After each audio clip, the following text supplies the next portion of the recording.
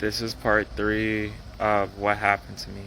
And after the surgery, they declared that they thought it would be a best decision to put me in a medically induced coma while they spent a lot of time trying to stabilize my condition and put me through a lot of physically painful surgeries without having the mental implications of those surgeries. Just taking skin and muscles and bones from different parts of my body to restructure my face. And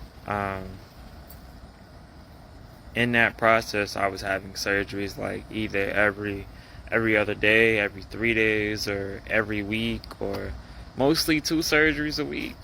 Just trying to wrap their hands around the situation that was at hand because I lost so much.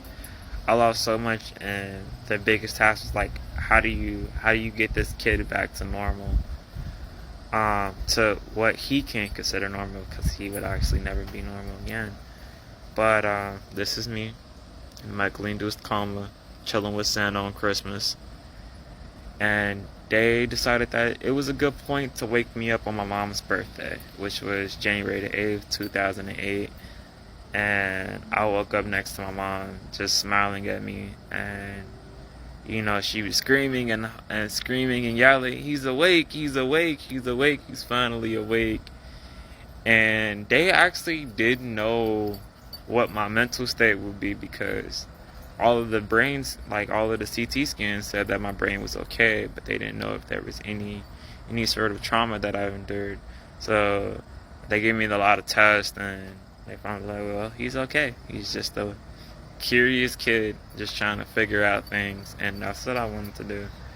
I didn't remember the accident. I had no recollection of what happened. So I didn't have the PTSD yet. I didn't have the nightmares yet. Um, it was their goal and focus was to ease me into what was going on. I also caught the chicken pox the day that I woke up, just because my nerves were just so erratic from like all of the sensations and like I guess the blast of my brain and everything. But it was nice to see my mom after all of that, and for her to just be there and comfort me because what's ahead was hard.